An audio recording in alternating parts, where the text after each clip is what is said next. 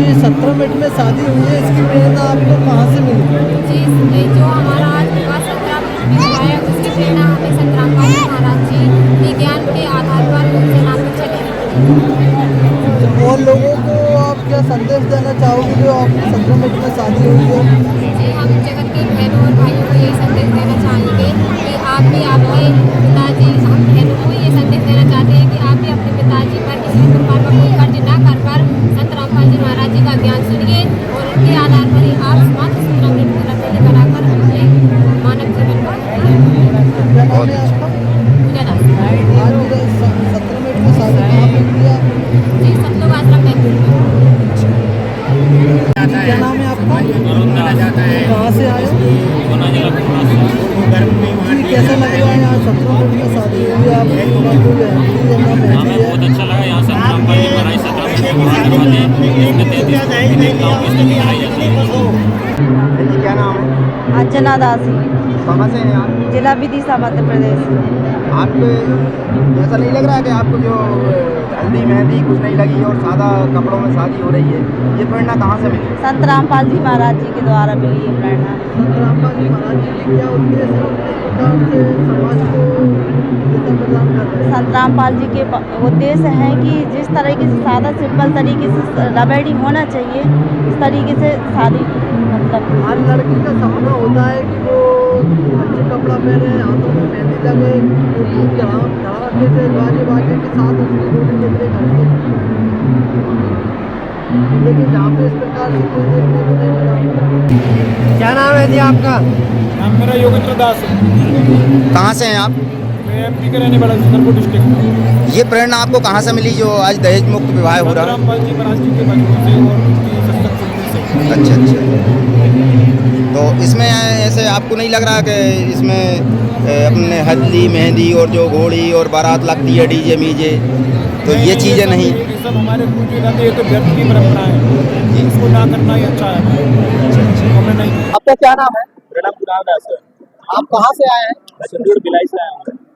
तो आप यहाँ पे रक्तदान शिविर में आए हैं, ये आपका पहली बार रक्तदान शिविर में आए हैं?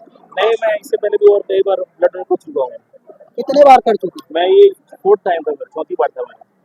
आप चौथी बार जैसे रक्तदान शिविर में रक्तदान कर रहे हैं, तो अगर किसी जरूरतमंद इंसान को रक्त की जरूरत पड़े तो क्या और आप दान देने को तैयार हैं?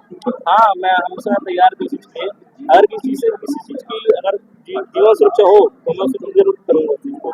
आपको ऐसी प्रेरणा कहाँ से मिलती है? मेरे ब्लड डोनेशन की प्रेरणा मेरे को मेरे गुरु संत रामपाल जी महाराज से मिली है। जी बताइए, आज यहाँ पे दहेदान के फॉर्म भरे जा रहे हैं, कितने फॉर्म भर चुके हैं और कितने की संभावना है? जी, आज लगभग 450 लोग फॉर्म भर चुके हैं। जी, और कितने और भरे हो सकते हैं? लगभग 200-250 लोग और भरने के। अच्छा, तो आपको कैसा लगा जहाँ पे जो संत रामपाल जी महाराज की अनुयायी बढ़ चढ़कर इस मुहिम में भाग ले रहे हैं और दहेदान हो या रक्तदान हो? जी, बहुत अच्छा लग रहा है ये जान के कि लोग इतने जागरूक हैं जी और चाहते हैं कि आगे उनकी देह का अच्छे से इस्तेमाल हो सके, क्योंकि प्राण निकलने के बाद तो देह का कोई इस्तेमाल नहीं। हाँ, किसी और के काम आए, रक्त हो या दहेदान हो, तो जो आज की युवा पीढ़ी जो डॉक्टरों की पढ़ाई कर रहे हैं उनके लिए भी बेसिक में काम जी, आता है। बिल्कुल, क्योंकि ये देह मतलब फॉर्म भरने के बाद ये देह हॉस्पिटल की हो जाती है, तो मरणोपरांत लोगों को अपनी देह हॉस्पिटल को देनी होती है, जिसके बाद नए जो भी इंटर्न हैं वो इस पर रिसर्च करते हैं और कई प्रकार की बीमारियों का भी एंटीडोट वगैरह बनाने में इस्तेमाल होता है। आपका क्या शुभ नाम है और कहाँ से आए हैं? जी, मैं भोपाल से आया हूँ, मेरा नाम गौरव है। जी सर, क्या शुभ नाम है आपका? मेरा नाम राजेश गोरखरे। जी कहाँ से आए हैं? बैतूल बैतूल ब्लड बैंक से। जी, आज जी संत रामपाल जी महाराज द्वारा बड़े स्तर पर रक्तदान किया जा रहा है उनके अनुयायियों द्वारा, तो इसको लेके आप क्या कहना चाहेंगे? और जो रक्तदान देने से डरते हैं? संत रामपाल जी महाराज के आश्रम में हर 3 महीने में यहाँ पे रक्तदान शिविर लगता ही है जी और ये उनकी बहुत अच्छी पहल है, ताकि सभी को ये मैसेज जाता है कि रक्तदान करना चाहिए। अगर रक्तदान करने से कोई किसी प्रकार की कमजोरी नहीं आती और शरीर को फायदा ही होता है। तो ये सब लोग आश्रम ये अनुदान में हम हर 3 महीने में रक्तदान शिविर कैंप बाबा के माध्यम से लगता ही है। रामपाल जी महाराज। अभी तक कितना रक्तदान हो चुका है? अभी तक 145 एंट्री हो गई है, जिसमें 100 लोगों ने ब्लड दे चुके हैं। 45 लोग लाइन में बैठे हुए हैं। कितनी संभावना है? 200 से 250 यूनिट तक की संभावना है रक्तदान से। तो जो लोग जो डरते हैं, जो हिचकिचाते हैं कि रक्त देने से हमारी तबीयत खराब हो जाएगी, तो ऐसे लोगों को आप क्या कहना चाहोगे? वो देखो, जो यहाँ पे भी वो आएंगे, वो लोग तो उनके मन का डर निकल जाएगा, जी, क्योंकि यहाँ कोई ना कोई शक्ति के रूप में बाबा रामपाल जी महाराज के कुछ आशीर्वाद के माध्यम से देंगे, तो उनको निश्चित ही उनका भय निकल जाएगा दिमाग से, शरीर से, तो वो अच्छे से रक्तदान कर सकते हैं। सर क्या नाम है आपका? जी, मेरा नाम नितेश दास है। जी, यहाँ पे जो बड़े स्तर पर जो रक्तदान किया जा रहा है, इसको लेके आप क्या कहना चाहोगे लोगों को? इसमें ये कहना चाह रहे हैं कि रक्तदान करना चाहिए, कभी भी किसी को भी आवश्यकता पड़ सकती है। इसलिए संत रामपाल जी महाराज जी के अनुसार जो प्रोत्साहन कर रहे हैं, काफ़ी सारा ब्लड डोनेशन होता है, उससे गरीब लोग की, असहाय लोग की अचानक से जो एक्सीडेंट में ब्लड की ज़रूरत पड़ती है और कहीं भी जब ज़रूरत पड़ती है तो मिलता नहीं, तो इसलिए ब्लड डोनेशन होता है। और यहाँ समागम में निःशुल्क होता है, किसी प्रकार का पैसा लेने नहीं होता, निःशुल्क होता है। अभी तक कितना रक्तदान हो चुका है? वैसे अभी तक 136 की एंट्री है हमारे पास, 200 से 300 लगभग हो सकता है शाम तक। जी। जो लोग रक्तदान करने में हिचकिचाते हैं, डरते हैं, उन लोगों को क्या संदेश दें? देखिए, उनकी जानकारी के अभाव में वो ये जानते नहीं कि ब्लड डोनेशन करने से काफ़ी चीज़ें होती है, जैसे कि जो पुरानी रक्त कोशिकाएँ होती हैं उसमें बदलाव आते हैं और नई रक्त कोशिकाएँ बनती हैं।